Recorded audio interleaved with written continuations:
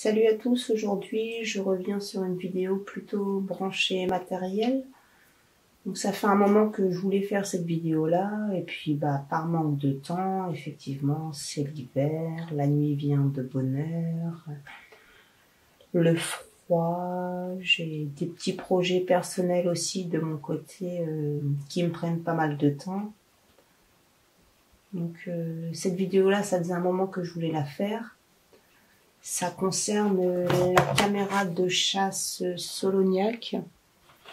C'est une caméra que j'ai achetée il y a à peu près 1 an maintenant. Donc je pense qu'1 an après, effectivement, je peux faire un retour avec de l'expérience. Je comprends comment ça fonctionne, tout ça. Donc là, je pense que ça va être un retour qui tient la route. C'est pas après 2 mois d'utilisation où effectivement... Donc ce soir, on va parler de la caméra de chasse Soloniac, la BG500. Donc assez simple d'utilisation, assez carrément correcte même par rapport au prix. C'est une caméra qui est en Full HD, donc qui filme en 1080p. Elle fait des photos en 36 mégapixels. Elle a une détection à peu près de 20 mètres. Après, c'est ce qui est marqué, je n'arrive pas trop à me rendre compte, mais 20 mètres, oui, pourquoi pas, parce que par rapport aux différentes vidéos que j'avais pu faire, effectivement, même parfois de nuit, est captée assez loin, donc elle est assez robuste et je trouve que, non, elle est pas mal. Alors, on va l'ouvrir ensemble.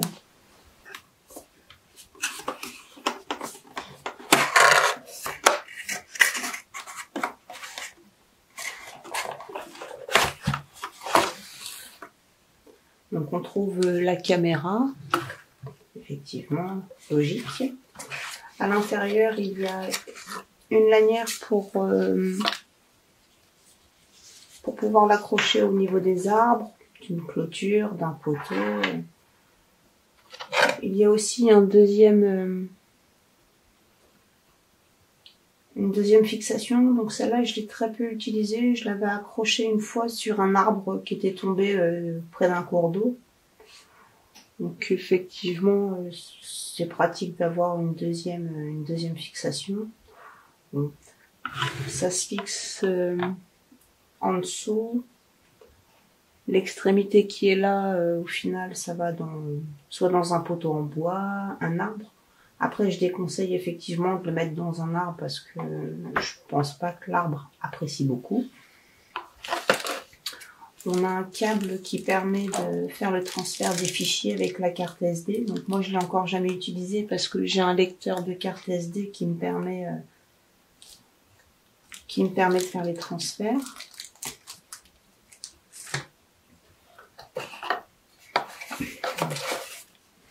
Aussi, il y a la notice. En français, c'est toujours sympa.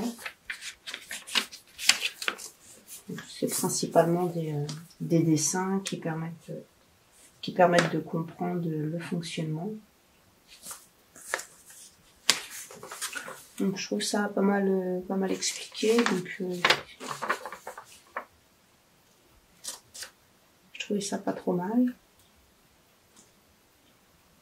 J'explique comment mettre l'heure, comment choisir le nombre de mégapixels, ça explique tout ça.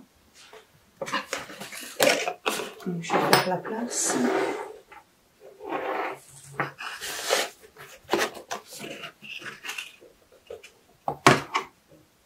Donc voici la caméra. C'est une couleur un petit peu neutre qui permet de se fondre bien dans le décor. J'ai vu parfois la mettre sur un arbre le long d'une route où il y a pas mal de passages à pied et personne ne me l'a volé. Donc effectivement, je pense que les gens ne l'ont pas vu. Derrière, il y a de quoi passer les lanières. On trouve 3 petits picots à l'arrière pour bien se fixer sur le support. Quand effectivement je le mets sur un arbre, ça accroche et ça évite que ça bouge de trop avec le vent, on ne sait jamais. Donc les détecteurs, la caméra. Là, c'est tout ce qui permet de filmer la nuit. Il y a un détecteur justement avec de la lumière qui permet de savoir si elle est en marche ou pas. Donc on va l'ouvrir.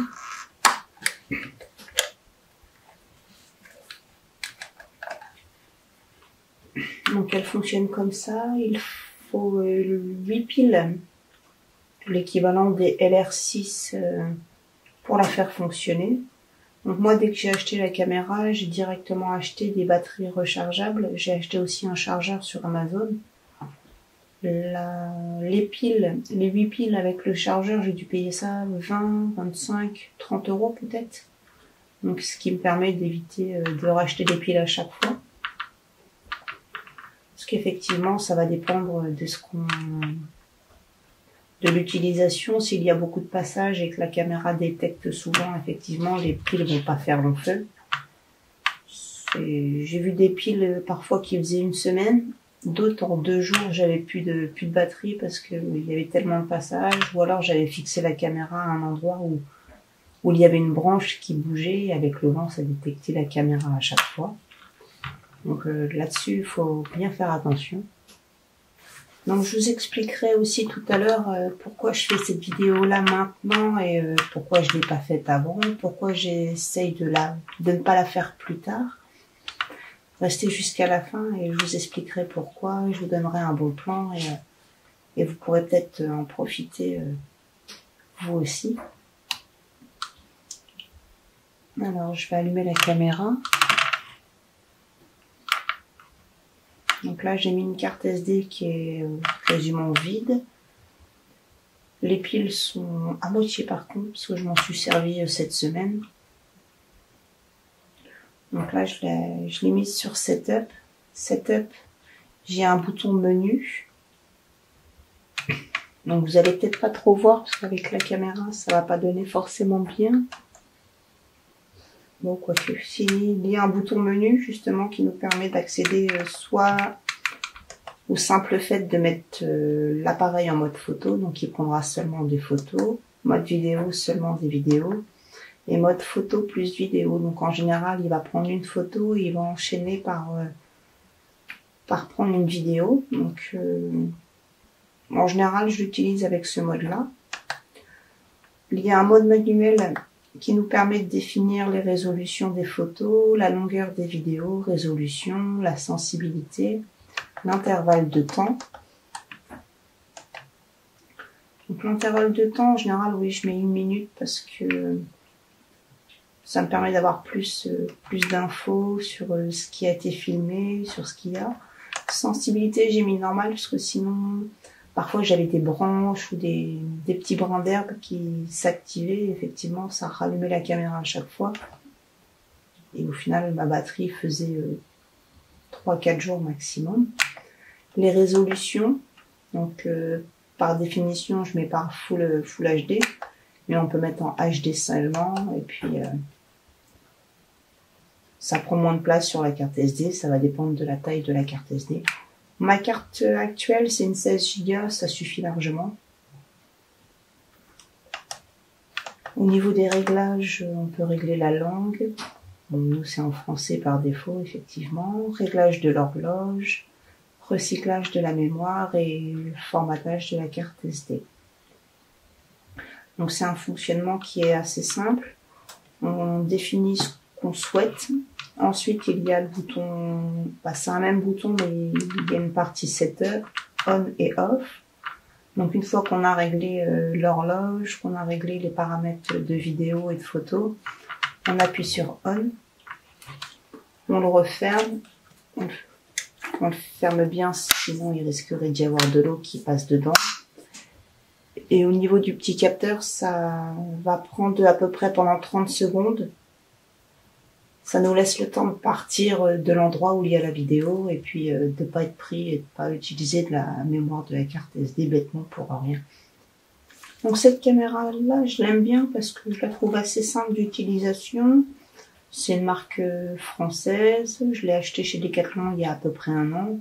Je l'ai acheté en magasin, j'ai gardé le ticket de caisse. Donc contrairement à ce qu'on peut acheter sur Internet qui serait éventuellement un peu moins cher Je me suis dit, le jour où il y a un problème, je l'emmène au magasin, il me change le matériel et je repars avec une caméra toute neuve. Donc effectivement, parfois ça peut être un peu plus cher d'acheter en magasin, d'acheter français, effectivement, mais on a toujours un service après-vente qui tient la route. Et la preuve, c'est qu'effectivement, je m'en suis servi en forêt, je m'en suis servi pendant des jours et des jours en extérieur, avec des temps parfois vraiment, vraiment affreux. Et elle a jamais lâché, elle a toujours bien fonctionné. C'est une caméra qui justement tient la route et puis de bonne qualité. Donc effectivement, comme tout matériel, il y a quelques défauts. Les défauts que j'ai remarqués, les trucs qui m'embêtent un peu, c'est à chaque fois qu'on enlève les piles pour les recharger, qu'on en remet et qu'on les remet par la suite. À chaque fois, il faut régler l'horaire, il faut régler la date. Donc sur le principe, c'est pas spécialement intéressant. Enfin, c'est toujours embêtant. Moi, je sais que par rapport aux observations que je fais avec la caméra, c'est toujours bien pour moi de savoir à quelle heure se déplacent les animaux dans le jardin ou en forêt. C'est des endroits où je vais régulièrement et j'ai besoin de savoir pour prévoir un affût, pour prévoir des sorties photos par la suite, savoir vers quelle heure les animaux bougent et vers quelle heure je dois être prête pour pouvoir faire une session photo. Donc ça, c'est toujours embêtant, c'est dès qu'on enlève les piles pour les recharger, qu'on les remet, faut le savoir, faut régler l'horaire, la date. Les paramètres de photo et vidéo, par contre, restent en mémoire, ça change pas. Le défaut aussi, c'est que parfois j'ai des animaux sur les photos et qui courent. De nuit, principalement, la qualité, effectivement, c'est pas un appareil photo, c'est une caméra, un piège photo, on va dire. Donc tout ce qui est les vitesses d'obturation, tout ça, effectivement, c'est pas au top. Donc s'il y a un animal qui court pour être pris en photo, au final, ça fait un peu une photo floue au niveau de l'animal. Donc ça, c'est pareil, c'est un défaut. Après, un défaut, je pense pas, c'est pas non plus un appareil photo, ça n'a pas les qualités, c'est pas pointilleux comme un appareil photo. Donc, par contre, les vidéos, que ce soit de jour ou de nuit, sont de super bonne qualité, c'est du Full HD, ça tient la route. Et moi, je sais que j'apprécie beaucoup. Pourquoi je vous parle de cette caméra de chasse aujourd'hui? C'est parce que, avec les soldes, effectivement, moi, je l'ai payé l'année dernière, vers le mois de décembre, je l'ai payé 130 €. Et aujourd'hui, avec les soldes chez Decathlon, elle est descendue à 80 €. Donc sur le site, c'est indiqué 80 € jusqu'à épuisement des stocks. Donc peut-être qu'ils prévoient d'en sortir une nouvelle. Donc 80 € pour du matériel qui est assez robuste, qui prend des bonnes photos, qui prend des bonnes vidéos. Je trouve pas ça trop mal. L'avantage, c'est si on va l'acheter en magasin, qu'on garde le ticket de caisse, on a une garantie